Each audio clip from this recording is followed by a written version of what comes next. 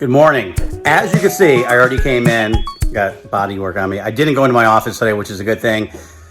We're actually going right back over to the body shop to continue working on the F250. Check this out, this is fun. For all you guys that want to know how ghetto our camera's contraption is, I don't know, this thing's like $1 to get this new part, but I actually have a cookie in there wedged to keep the tripod from not falling over. I thought that was fun. Okay, so now we're just gonna grab it and go next door. Although before we go next door, I'm Eddie Barrett. This is Atomic Autoworks, and thanks for watching.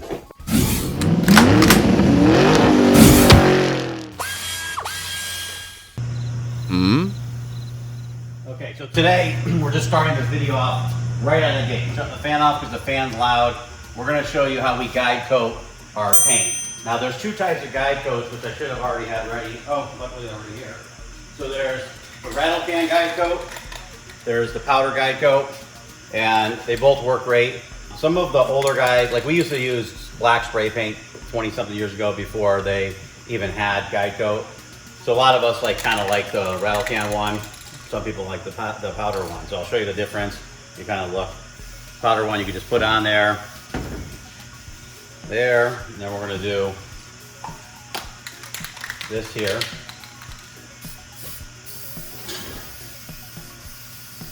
And this is kind of nicer than even flat black paint because it dries really fast and you're able to just get right to it. We're gonna get you up close and personal here so you see. Can you see this? I think you can. Here's guide coat, right? Guide coat on there. We're gonna start sanding. Whenever you're sanding on a round curved surface, you always wanna kind of well, you always cross hatch no matter what you do, but we're just gonna kind of roll this over here.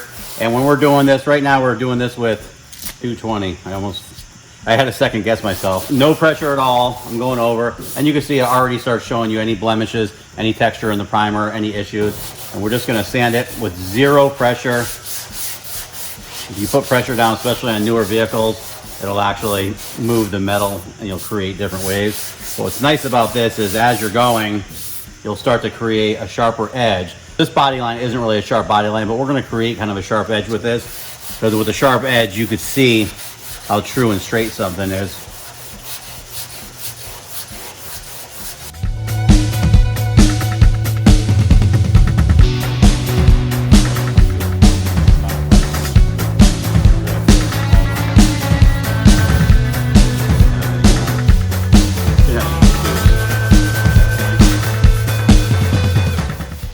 You can see here we have some bigger pitting issues.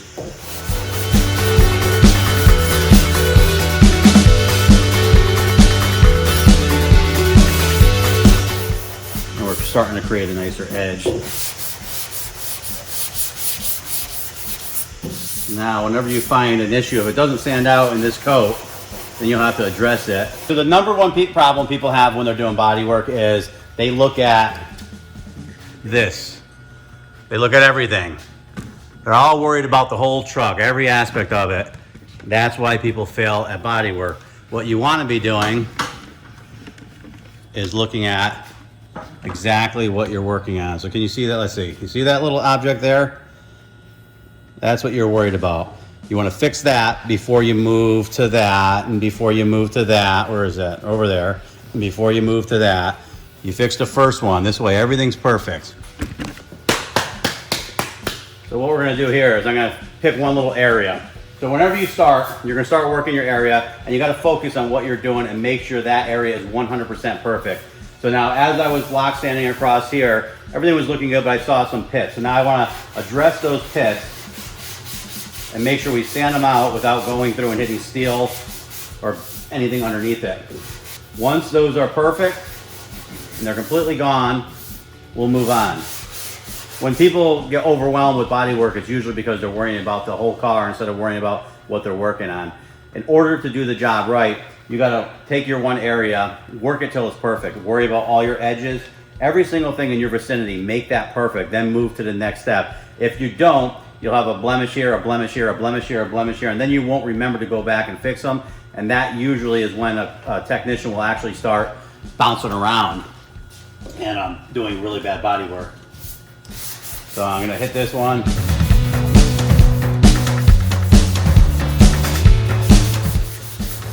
Making sure that we're cross hatching. Now I only put 2 coats of body filler on here, 2 coats of primer on here. I don't like to get a lot of really thick primer. So what we'll do is we'll use that as our guide. We're gonna go through, find any spots in our guide coat, sand these little imperfections out. You can see that one actually broke through. That was actually into the body filler a little bit, but we're gonna make sure we got that out and it's gone now. You can see it because it's still primer fill, but it's actually smooth. So we're gonna make sure that our body lines are nice and crisp and straight before we move on. So as you're doing this, you wanna make sure every area you address and don't move on. We're gonna find any of our small areas, we're gonna sand them, and I'm gonna try to find some actual pinholes in this bodywork so I can show you what it looks like.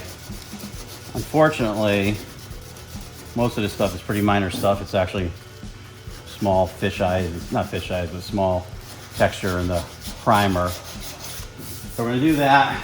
Then I'm gonna actually take, you wanna go in all your areas. Now, paying attention to all your detail areas are like this. You can see there's some stuff behind here. There's stuff on here too. I'm not worried about the A-pillar. We're worried just about this fender that we're working with right now. So we're gonna come through, we're gonna sand the edges, make sure everything's nice. Just the areas that we're working on. Make sure there's nothing inside the doors. We'll open the door, but you're in the way, so we can't do that. So we'll open the doors afterwards, sand behind there, make sure that's good. And this is, like I said, this is all just 220. I'm using dry paper. Most of the time we usually wet sand, but this kind of works a little bit better for the video. So I'm just making sure there's nothing in there. And say, okay, now we have a blemish here. I'm gonna go back to my big block. You always want to use a block that's biggest for the panel that you're working on. Keep them straight. So you can see the primer is very thin. 2 layers of it, 2 coats of it, and you still see there's a little bit of a texture spot there. Now it's gone. That's all gone. We are breaking through into our primer. For me, I like that because that means we don't have a lot of building going on. Some people will leave really heavy scratches and then they'll try to fill it with the primers, but then the primers are gonna shrink to that. This here is actually coming through into our epoxy primer. It's not actually a problem. Now I'm just gonna go through and look and kind of just clean up these inner edges. Make sure there's nothing that we missed.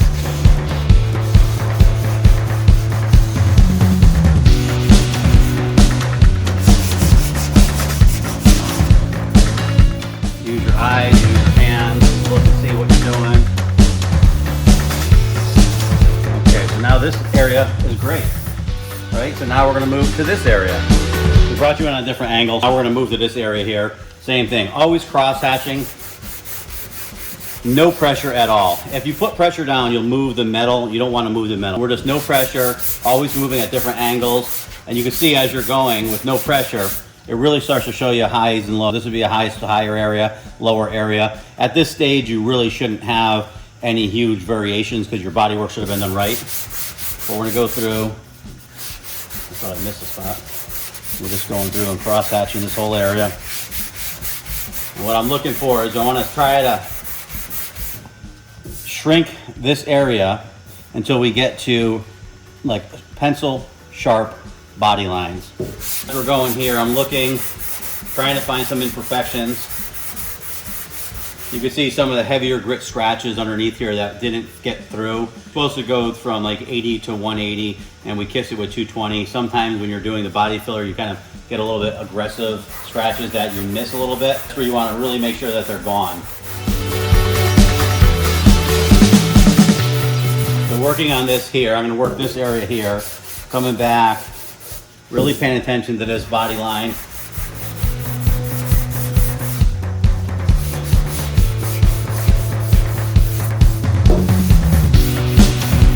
Now, even though I'm breaking through into filler here, it's filler and it's not steel. I'm just gonna keep sanding to crisp that up. Ideally, you would not wanna be hitting filler at this stage. You wanna sand your primer, barely break through in any spots or not break through. Just keep working this area.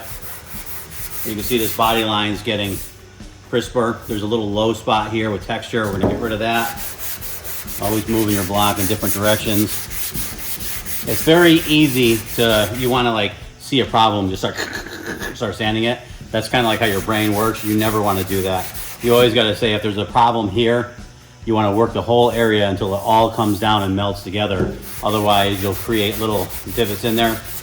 Also, when you're sanding, we always use blocks. If you use your hands, for certain things. You could use it sideways on certain things. At this stage, we never would. A lot of times people will think you can sand like this. Well, that'll put little grooves in with your fingers. Even at the wet sanding and buffing at the end of the job, if you wet sand and you're using your fingers like this, you'll put little grooves in there. We really don't want that. So we're just gonna continue sharpening this up. See, you can see here, this line's getting pretty sharp. Now this isn't supposed to be a sharp body line. The reason we do this is if you have a crisp, sharp line, you know what you did is straight. If you follow it all the way down and sight the side of the vehicle, you'll actually see a nice straight line.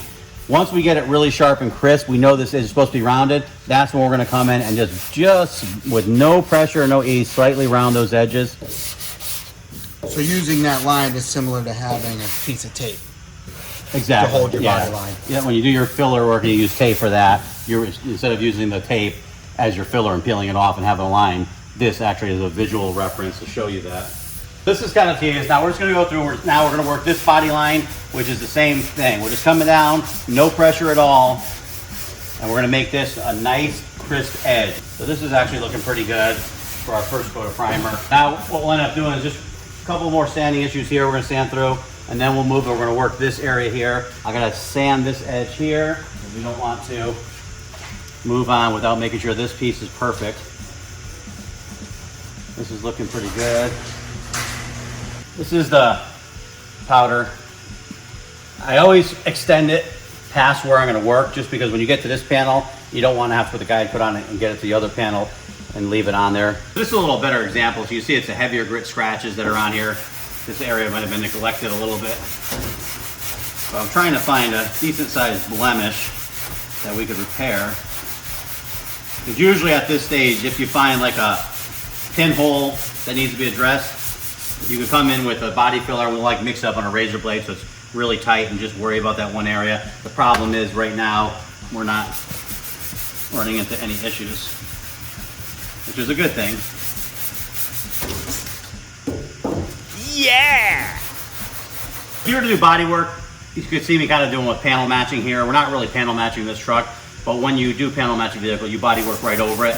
This way each panel matches, panel matching the panel. I'm gonna have to try to find another spot that has an issue with it, and we'll video that at a later date, because we're not really running into any issues with this with pinholes or anything. What I wanted to add, because we never finished, we talked about how we were, now that the compressor stopped, I ended up sanding a little bit more while we were waiting. What I wanted to mention is in our other video we were talking about the Rage 144, how we're trying that out in the hood, and I don't think we ever really finished it. We put it on, and it's the same thing. We've been using the Rage 125. We tried to do that because thinking that by using a bigger panel, we could spread the 144. This one, that's the new 125 can. Honestly, that 125 is just really good. There's no reason, I don't feel, to use anything else. We use that. If we had a pinhole or an issue here, we would just mix a tiny bit, use that with a razor blade, fill that little tiny hole, lightly sand it, and that would fill it in. The fact that we use the Rage 125 and the 144 on these panels, we don't have any pinholes. This is our first stage in primer. We had a few issues with texture, but that was mainly just because when we put the primer on, it might have run out at that point and had a little dry spot, but that sanded right out. Between using the 125 body filler from Rage and using our Glasurit epoxy primer and high build primer, there's nothing wrong with this panel. You know, this is pretty cool. We're gonna be able to go from here. We are gonna put 2 more coats of primer on it. We are gonna guide coat it and block sand that again with 400, 600, depending. We usually end in 500 or 600 before base coat. I still like a mechanical adhesion. I do 600 if it's a metallic, 500 if it's a solid. So we're gonna finish that, prime it again, and we'll get to that. Now, what we were laughing at is I was joking around and said, and now we won't show you Randy sanding primer all day long. I get to come here and do a video for 2 seconds, and then he has to sit here and sand all day. And I appreciate that, Randy. I appreciate the fact that we're doing this and there's no major blemishes. That's pretty good. Let me zoom in on that.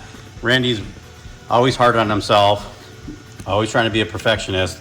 And when we start getting body filler with no issues right out of the gate,